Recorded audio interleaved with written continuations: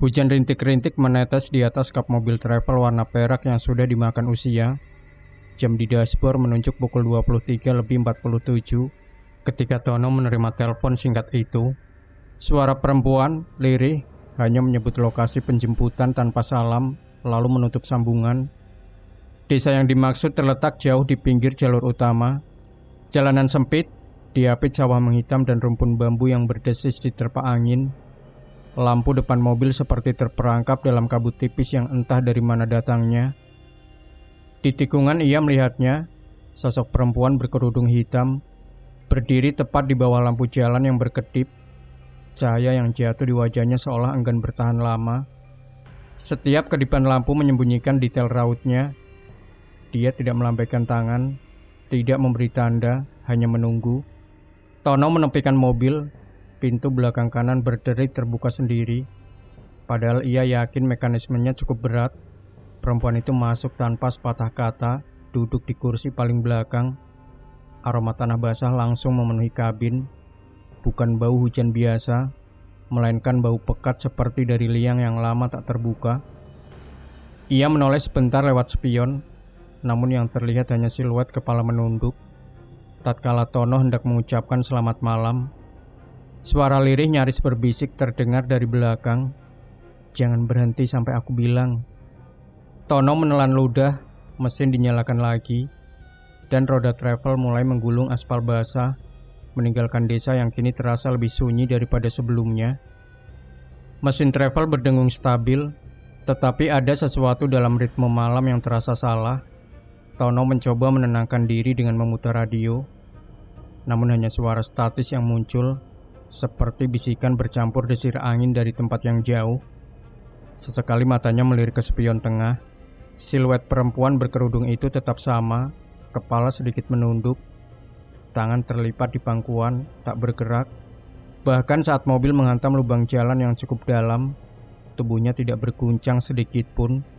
Di luar, hutan bambu memanjang seperti dinding tak berujung.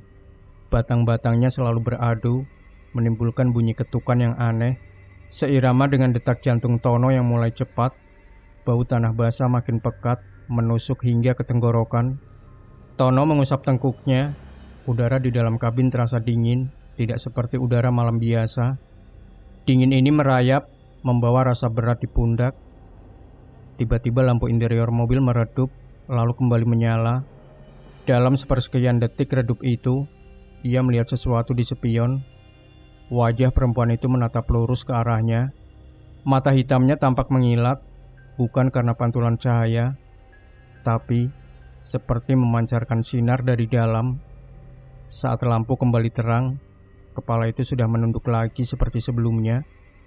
Tono menelan ludah, tangannya mencengkram setir lebih erat. Ia mulai berpikir untuk berbicara, sekadar memecah keheningan. Namun, sebelum sempat membuka mulut, suara berat dari kursi sebelah, penumpang pria yang tadinya tertidur berkata pelan, "Mas, jangan lihat ke belakang terlalu sering. Kadang yang kita lihat bisa ikut pulang." Mobil terus melaju, dan jalur aspal mulai berganti menjadi beton sempit yang retak-retak. Hutan di kiri kanan terasa semakin rapat, seolah menutup setiap kemungkinan untuk berbalik arah. Tono menatap layar GPS di dashboard. Garis biru, rute yang tadi jelas memanjang ke arah jalan raya kini berputar-putar, membawa mereka ke jalur yang aneh. Ikon mobil kecil itu bergerak di atas peta yang hampir kosong, seolah GPS-nya memetakan daerah yang tak pernah terekam. Aspal berganti batu-batu licin. Di kiri kanan, pepohonan tumbuh semakin rapat. Dahan-dahannya menjulur seperti tangan yang mencoba meraih kendaraan. Lampu depan menembus kabut tipis yang kian tebal. Tapi di balik kabut itu, warna gelap terasa berbeda, lebih pekat daripada malam biasa. Penumpang pria di kursi depan mengernyit, mencoba bercanda untuk mengusir tegang. "Mas, ini jalannya kemana? Kok kayak muter-muter?" Tono tersenyum tipis, senyum yang tak benar-benar meyakinkan. Ia memandang spion tengah. Perempuan berkerudung itu masih menunduk, tetapi ada gerakan halus di bawah kain hitamnya, seperti sesuatu yang merayap di bahunya, lalu hilang begitu saja. Suara dari kursi tengah, Penumpang perempuan lain memecah hening. "Mas, setahu saya jalan ini cuma ada satu ujungnya, pemakaman desa." Tono tertawa hambar, hendak membantah. Namun tawa itu mati begitu saja saat matanya kembali ke GPS. Rute biru itu sudah tidak ada. Yang tersisa hanya ikon mobil melaju di hamparan kelabu kosong. Saat itulah ia sadar, jalan yang mereka tempuh tidak lagi mengikuti peta dan mungkin sudah tidak lagi berada di dunia yang sama. Tono mulai merasakan kesunyian itu bukan sekadar diam, tapi seperti sesuatu yang menunggu. Mesin travel menderu pelan, menapaki jalan beton yang retak-retak dan semakin sempit. Dari kursi tengah, penumpang perempuan bernama Ratmi, usia sekitar 50, kerudungnya basah di tepi, menghela nafas panjang.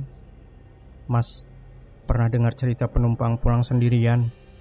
Tono melirik sekilas lewat spion. "Maksudnya?" Ratmi menatap keluar jendela, suaranya seperti berusaha menekan sesuatu. "Katanya, kalau kita naik travel di jalur ini, ada kemungkinan ketemu penumpang yang cuma ingin diantar ke rumahnya. Tapi rumah itu di kuburan." Penumpang pria di depan terkekeh kaku, tapi tawanya mati ketika dari arah kursi belakang terdengar bunyi pelan ketukan 3 kali, seolah kuku mengetuk dinding mobil. Tono merasakan bulu kuduknya meremang. Ia menoleh sebentar, tapi hanya melihat kain hitam kerudung si penumpang misterius itu. Kepala masih menunduk tak bergerak. Ratmi melanjutkan, nadanya merendah. "Kalau sampai dia minta berhenti di bawah pohon beringin, jangan turuti. Itu titik terakhir sebelum kita nggak bisa balik." Tiba-tiba, GPS di dashboard menyala kembali. Bukan menunjukkan peta, melainkan layar hitam dengan satu ikon titik merah yang terus berkedip. Dan setiap kedipan itu terdengar bersamaan dengan bunyi duk pelan dari kursi belakang. Tono menggenggam setir lebih erat. Ia tidak tahu mana yang lebih mengganggu, cerita Ratmi atau kenyataan bahwa penumpang di kursi belakang kini perlahan mengangkat kepalanya. Tono menginjak pedal gas pelan, mencoba menjaga kecepatan meski jalan yang mereka lalui semakin tak masuk akal. Di kiri kanan, pohon bambu berganti menjadi deretan pohon tinggi berkulit hitam. Cabangnya terpuntir seperti urat-urat raksasa. Angin berhenti sama sekali. Tak ada suara daun bergesekan, hanya dengung mesin yang terasa terlalu keras di telinga. Tiba-tiba, lampu interior travel bergetar. Cahayanya berdenyut seperti nafas yang kehabisan udara, meredup, menyala, lalu meredup lagi. Setiap kali meredup, udara dingin mengalir dari kursi belakang, menusuk hingga ke tulang. Penumpang pria di kursi depan menoleh ke arah Tono, wajahnya pucat. "Mas, lampunya memang suka begini." Tono menggeleng mencoba tersenyum, tapi detik berikutnya senyumnya lenyap. Saat cahaya kembali menyala, ia melihat jelas di spion. Penumpang perempuan berkerudung itu kini duduk sedikit condong ke depan. Kepalanya miring tidak wajar, seperti sedang mengamati. Ratmi di kursi tengah menunduk, bibirnya komat kamit membaca doa yang nyaris tak terdengar. Suara itu berhenti mendadak ketika seluruh lampu mobil padam.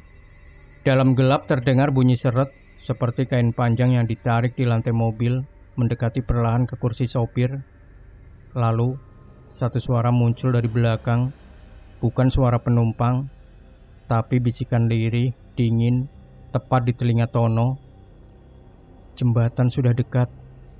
Lampu menyala kembali dengan kejutan singkat. Semua penumpang duduk seperti semula, tapi Tono merasa nafasnya sendiri membeku. Ia tahu, apapun yang menanti di jembatan itu tidak akan membawa mereka ke tempat yang aman.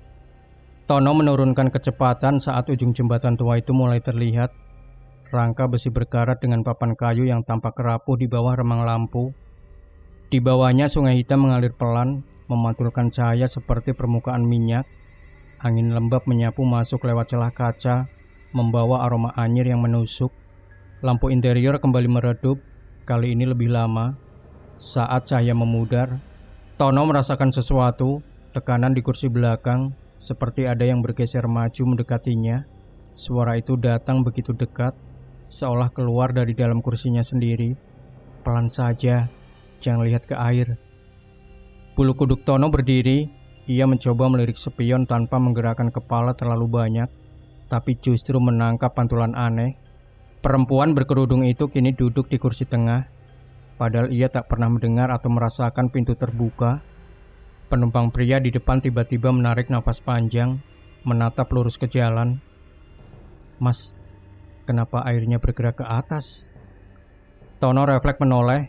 Benar saja, permukaan sungai di bawah jembatan bergolak, tapi pusaran air itu berputar melawan arus, lalu mulai membentuk sesuatu, mirip wajah manusia yang perlahan menengadah. Ratmi meraih tasbihnya, suaranya nyaris bergetar. "Mas, jangan berhenti, apapun yang terjadi." Ban mobil menginjak papan kayu jembatan yang berderit panjang. Suara bisikan dari kursi belakang semakin jelas. Kini seperti terdiri dari banyak suara, saling tumpang tindih, memanggil nama Tono berulang-ulang. Saat roda depan hampir menyentuh tanah di sisi lain jembatan, lampu mobil padam total. Dalam gelap itu Raka merasa telapak tangan dingin menyentuh bahunya dari belakang, dan tangan itu terasa terlalu panjang. Kabut mulai menipis ketika dari kejauhan muncul cahaya kuning temaram, lampu bohlam tua yang tergantung di depan sebuah warung kopi kecil. Tono merasakan instingnya berteriak agar terus melaju, namun tangannya justru berbelok ke halaman tanah di depan warung, seperti dituntun oleh sesuatu yang tak kasat mata. Warung itu sepi, satu meja kayu lapuk, dua kursi plastik, dan rak berdebu penuh botol minuman yang sudah berubah warna. Dari balik tirai lusuh, seorang pria tua muncul. Wajahnya pucat, matanya cekung, dan tangannya gemetar saat menuang kopi. "Malam, Mas. Jauh perjalanannya." Suara serak itu nyaris tertelan angin yang berhenti di batas halaman. Tono mengangguk, mencoba tersenyum. Ratmi dan penumpang pria turun sebentar untuk meregangkan kaki, tapi perempuan berkerudung tetap di kursi belakang, kepalanya menoleh ke arah warung, meski tirai kaca travel menutup pandangannya. Pria tua itu mendekat, menaruh secangkir kopi di meja. Ia mencondongkan tubuh, berbisik sangat pelan namun tegas. "Jangan antar dia sampai ujung. Kalau sampai beringin besar, kau tak akan kembali." Tono tercekat. "Maksudnya, Pak?" Tapi sebelum sempat bertanya lebih jauh, lampu bohlam di atas warung berkedip 3 kali lalu mati total. Saat nyala kembali, pria tua itu sudah tidak ada. Ratmi dan penumpang pria kembali tergesa-gesa. Wajah mereka pucat seperti melihat sesuatu di kegelapan. Tono menyalakan mesin. Ia tak sadar. Saat mobil mulai keluar halaman, aroma tanah basah kembali memenuhi kabin, jauh lebih pekat, dan kali ini bercampur dengan bau wangi bunga kenanga yang menusuk.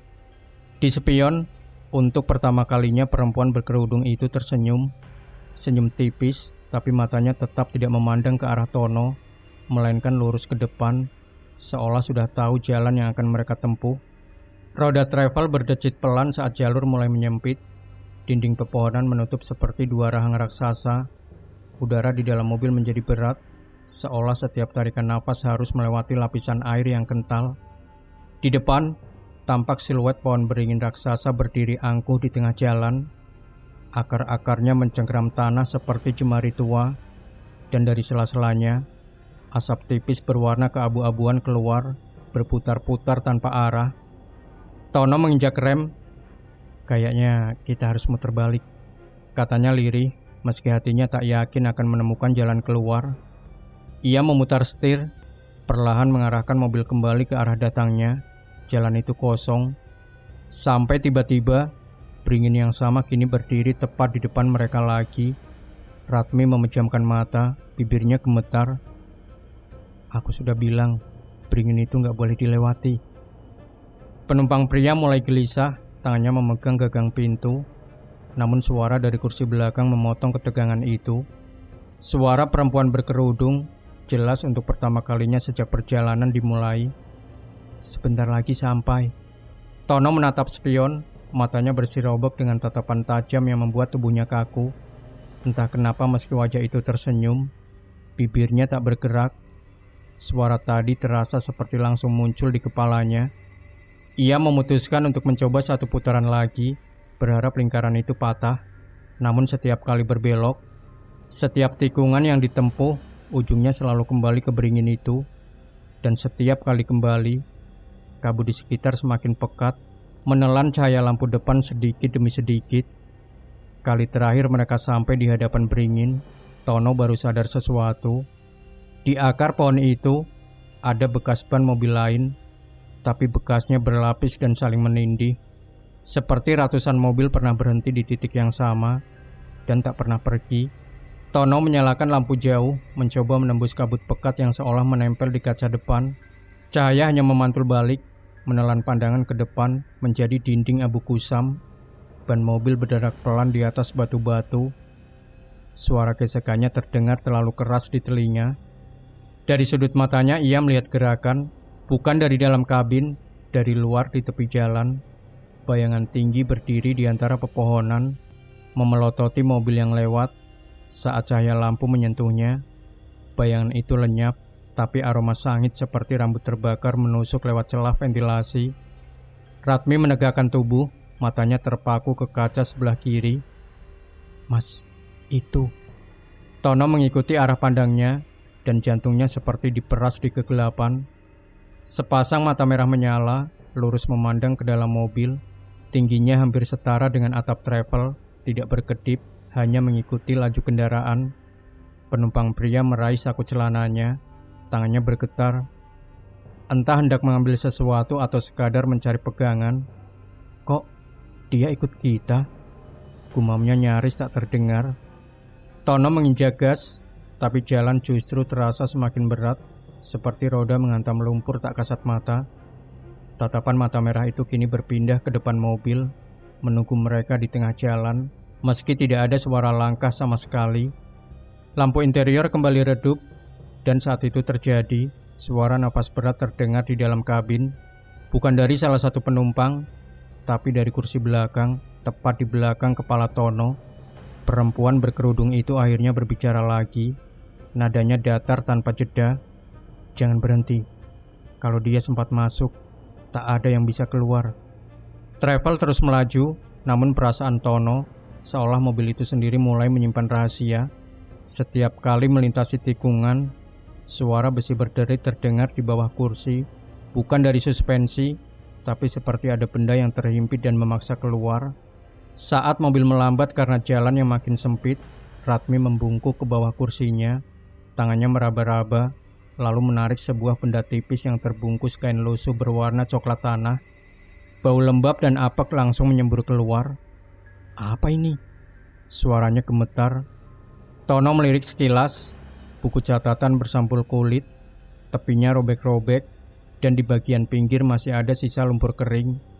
Ratmi membuka halaman pertama, dan mereka semua terdiam. Di dalamnya tertulis puluhan nama, setiap nama diikuti keterangan singkat, hilang, tidak kembali, atau hanya tanda coretan miring yang tampak seperti goresan kukunya sendiri. Jantung Tono berdetak makin keras saat Ratmi menunjuk ke salah satu halaman di dekat akhir. Nama itu sesuai dengan nama ayahnya, dan di bawahnya tertulis huruf-huruf besar yang seperti dipahat dengan tekanan luar biasa, sama seperti anaknya.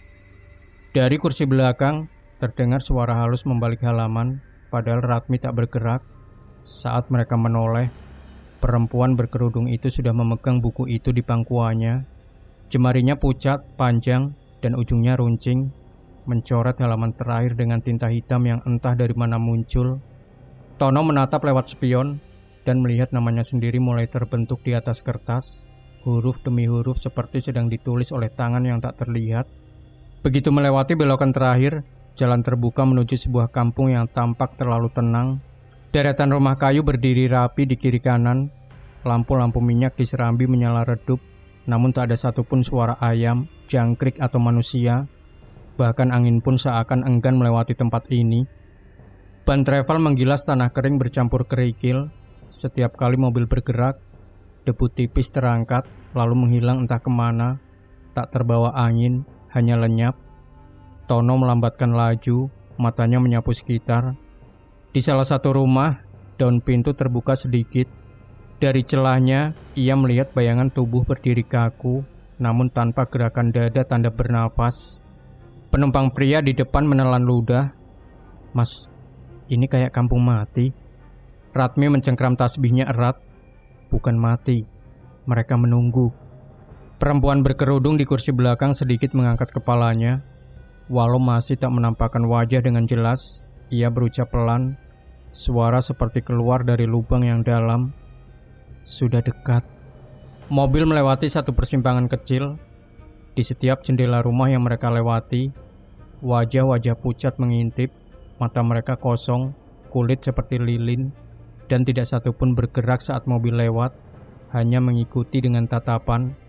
Saat Tono hendak mempercepat laju, tiba-tiba mesin berderak berat, seperti tersedak, lampu depan berkedip sekali, dan di jalan, di depan muncul barisan batu nisan kecil berlumut, seakan jalan itu perlahan merubah menjadi lorong pemakaman. Tono memacu travel pelan, menapaki jalan tanah yang kini semakin dipenuhi batu nisan kecil di tepi kiri kanan. Meski rumah-rumah kayu masih berdiri, bentuknya seperti membungkuk ke arah jalan, seakan mengintip dari balik bayangan diri sendiri. Dari balik jendela pertama, seorang perempuan tua tampak berdiri kaku. Wajahnya pucat seperti kapur, bibirnya hitam, matanya kosong menatap tepat ke arah Tono. Tidak ada kedipan, tidak ada gerakan. Di rumah berikutnya, 3 anak kecil duduk di lantai berdebu, saling berpegangan tangan. Kulit mereka pucat, transparan, urat-urat kebiruan berdenyut pelan di bawah permukaan. Salah satu dari mereka mengangkat tangan, bukan melambai, tetapi menunjuk lurus ke kursi belakang mobil. Ratmi menunduk dalam, tasbihnya berputar cepat di antara cemari. Penumpang pria di depan mulai berkeringat, meski udara sedingin sumur tua. "Mas, mereka ngikutin kita," bisiknya. Benar saja, Raka melirik kaca spion samping. Wajah-wajah pucat itu kini berdiri di depan rumah-rumah mereka, memutar kepala perlahan, mengikuti mobil yang lewat. Ada suara gesekan halus, dan Tono sadar itu bukan angin, melainkan kuku-kuku panjang yang menggores papan rumah. Di ujung jalan, berdiri gerbang kayu usang, catnya mengelupas, dan di atasnya tergantung papan bertuliskan sesuatu yang nyaris pudar. Dalam cahaya lampu depan, huruf-hurufnya terbaca, "Selamat datang kembali." Perempuan berkerudung itu sedikit mengangkat wajahnya, senyumnya makin lebar, dan untuk pertama kalinya matanya terlihat jelas, hitam pekat tanpa cahaya, bagaikan sumur yang tak berujung. Jalan kampung itu berakhir di depan sebuah rumah kayu tua yang tampak seperti lahir dari mimpi buruk. Papan-papan dindingnya dimakan rayap, catnya terkelupas, dan di sepanjang berandanya tergantung anyaman janur kering bercampur bunga kenanga layu. Hiasan yang lebih mirip sesaji pemakaman daripada sambutan. Di halaman tanah berwarna lebih gelap, seperti baru saja digali dan ditimbun kembali. Pohon kamboja berdiri sendirian di sudut, bunganya berguguran ke tanah yang basah tanpa hujan. Tono mematikan mesin, meski ia merasa tak mengingat kapan tangannya menyentuh kunci.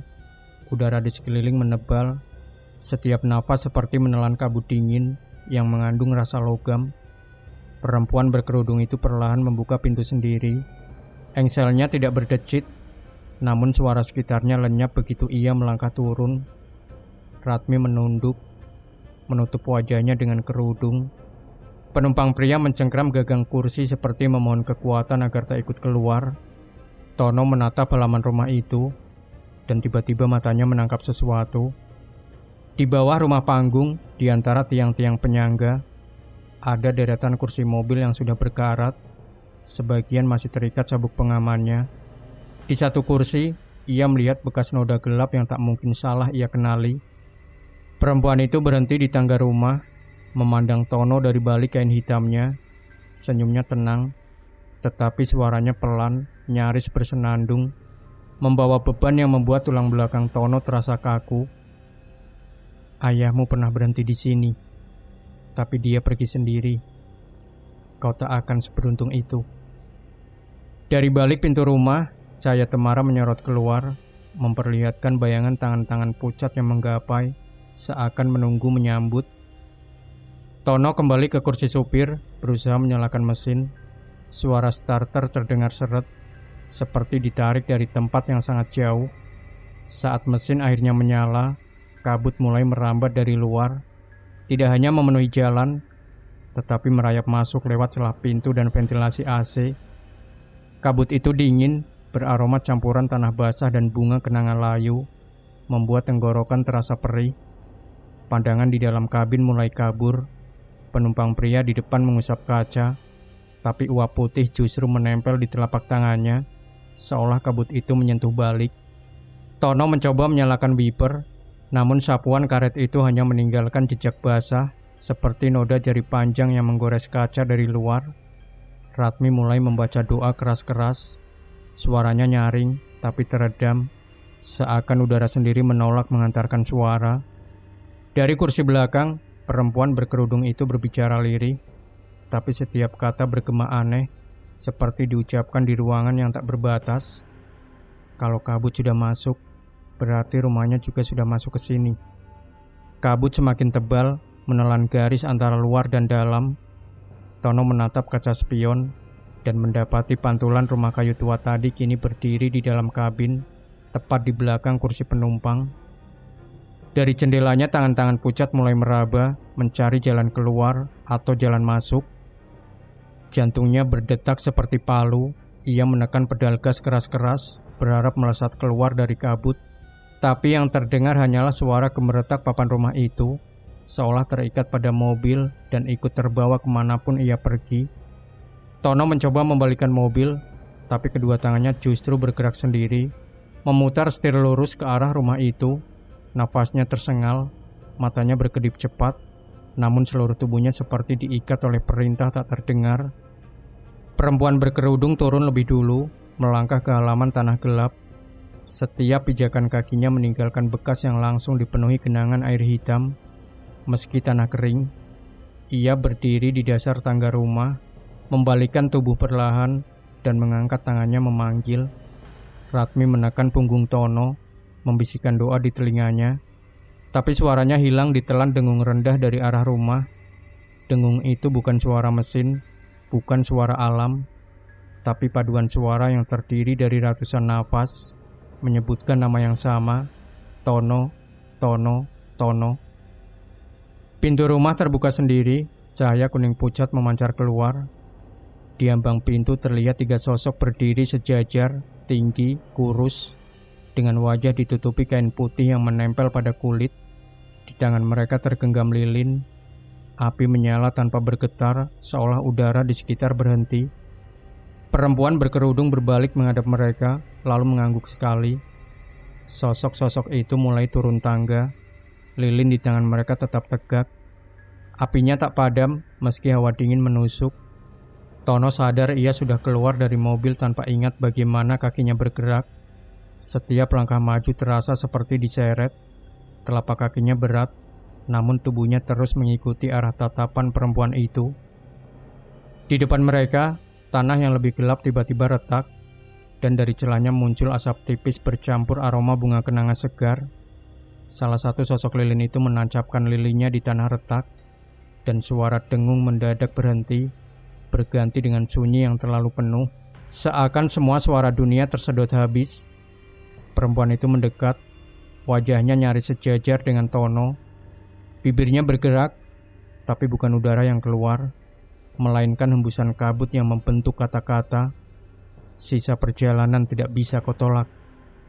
Di kejauhan, gong kecil berdentang sekali. Udara di halaman rumah itu semakin dingin, menusuk seperti logam beku yang menempel di kulit. Kabut masih mengekang pandangan, dan dengung rendah dari dalam rumah terdengar seperti nafas tanah itu sendiri. Perempuan berkerudung berdiri tegak di depan Tono. Jarak mereka hanya setengah langkah. Dari dekat, wajahnya mulai tampak jelas. Kulit pucat kelabu, seperti tanah liat basah, dan mata hitam yang dalamnya tak bisa diukur. Ia mulai berbicara, namun suara yang keluar terdengar berlapis. Nada lirihnya bercampur gema berat, seperti suara orang lain yang ikut berbicara bersamanya. Dulu, ayahmu mengemudi travel di jalur ini. Ia diminta menjemput aku malam yang persis seperti ini. Tono tertegun, suara itu menyusup hingga ke nadinya. Dia berhenti di beringin itu, tapi saat waktunya tiba, dia lari, membiarkan aku menunggu dan menunggu. Kilasan aneh menyeruak di kepala Tono, bayangan kabin mobil tua, wajah seorang sopir yang tak pernah ia temui, matanya penuh ketakutan. Di kursi belakang perempuan ini duduk sendiri, menatap keluar jendela, menunggu. Penungguan yang tak selesai harus dibayar. Aku sudah mencari darahnya sejak malam itu, dan sekarang kau membawanya ke sini. Tono menelan ludah. Aku tak tahu apa-apa. Senyumnya melebar sedikit, namun tak ada kehangatan di sana. Tidak semua utang harus dibayar oleh yang membuatnya. Kadang utang itu melekat pada darahnya, dan darahmu cukup.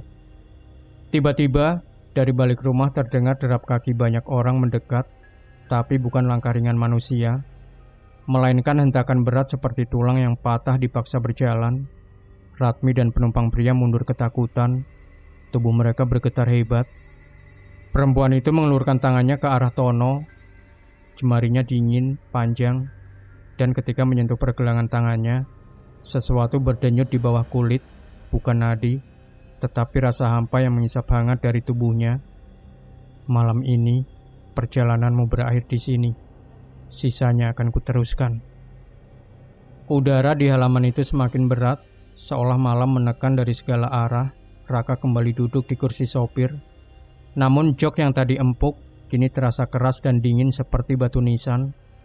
Punggungnya bersandar, dan seketika hawa beku merayap dari tulang belakang hingga ke ujung jari.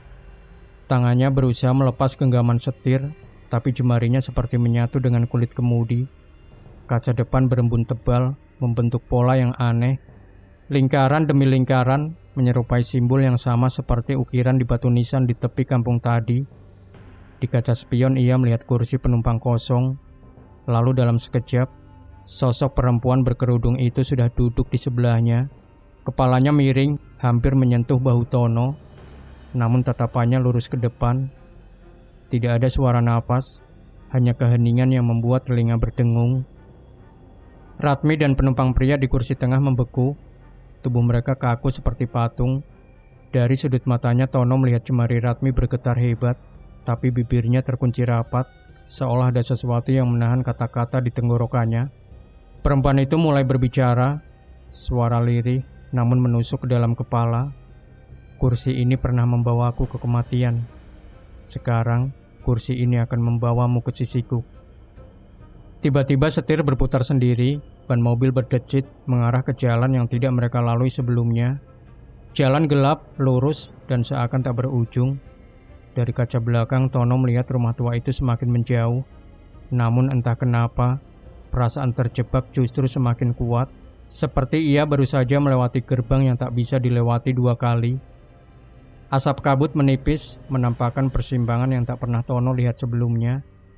Dua jalur membentang di hadapannya. Di sisi kiri, jalan itu diterangi cahaya keemasan yang lembut. Udara di sana hangat, dan samar-samar terdengar bunyi air mengalir, menenangkan, seperti sungai kecil di kampung. Pohon-pohon hijau tumbuh rapi, dan di kejauhan terlihat atap rumah dengan lampu yang berkedip ramah. Di sisi kanan, jalan itu gelap, bukan sekadar kurang cahaya, tapi hitam pekat seperti ruang yang menelan apapun yang memasukinya. Asap dingin keluar dari celah tanah, dan angin yang bertiup membawa aroma anyir bercampur bau besi. Di kejauhan, ada cahaya, tapi cahaya itu merah, berdenyut seperti jantung raksasa. Tono menelan ludah, seluruh nalurinya memerintahkan untuk memilih kiri. Namun genggaman di bahunya membuat tubuhnya tak bisa bergerak. Perempuan berkerudung itu kini duduk di kursi penumpang depan, memandang lurus ke arah jalan gelap, bibirnya melengkung tipis. Tak perlu berpikir, jalurmu sudah ditentukan sejak lahir. Setir mobil mulai berputar sendiri, perlahan tapi pasti mengarah ke sisi kanan. Ban menginjak tanahnya yang dingin, dan hawa beku segera merayap dari lantai kabin, menembus telapak kaki hingga ke tulang. Ratmi di kursi tengah mulai menangis tanpa suara. Penumpang pria merapatkan tubuh ke jendela, seakan ingin keluar, tapi takut menyentuh pintu. Begitu seluruh badan mobil masuk ke jalan gelap itu, suara di luar menghilang sepenuhnya. Yang terdengar hanyalah detak jantung Tono, dan detak itu perlahan mulai menyamakan irama dengan denyut cahaya merah di ujung jalan.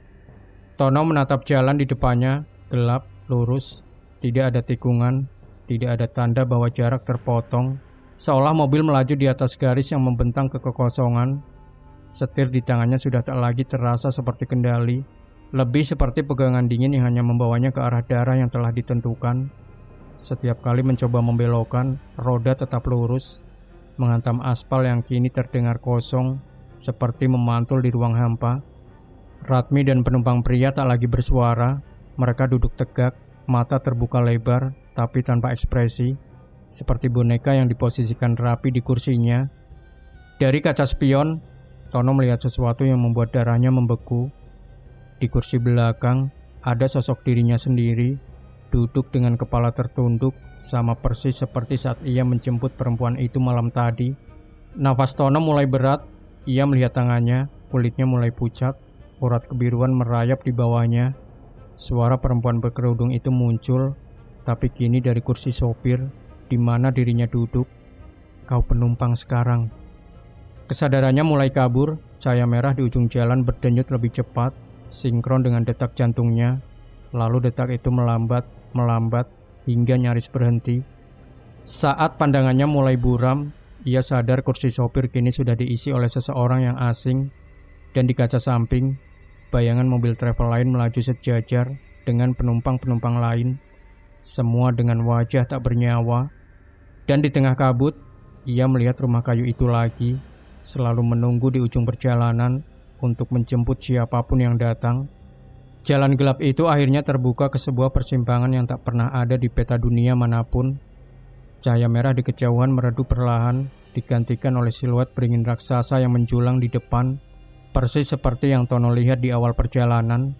Namun kali ini ia duduk di kursi belakang, kepala tertunduk, tubuh kaku, dan tak lagi memegang kendali. Di kursi sopir, seorang pria muda yang asing menatap jalan dengan wajah tenang, belum sadar ia sedang mengemudi di jalur yang sama. Ratmi dan penumpang pria telah tiada.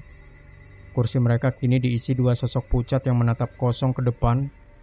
Perempuan berkerudung duduk di kursi tengah, diam. Namun sesekali dari balik kain penutup kepalanya, tampak bayangan senyum tipis. Mobil travel itu melaju pelan, menembus kabut tipis yang mulai menyingkap jalan desa.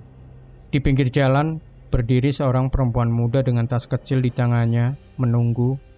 Lampu depan menyinari wajahnya, mata lelah, senyum ragu, seperti hanya ingin cepat sampai tujuan. Mobil berhenti di depannya, pintu belakang kanan terbuka sendiri. Perempuan itu naik, bau tanah basah kembali memenuhi kabin. Dari kaca spion, mata sang sopir baru bertemu dengan tatapan penumpang di kursi belakang, Tono. Senyumnya perlahan merekah, pucat, beku. Mesin menderu, roda mulai bergulir. Perjalanan dimulai kembali, dan di kejauhan, beringin itu menunggu.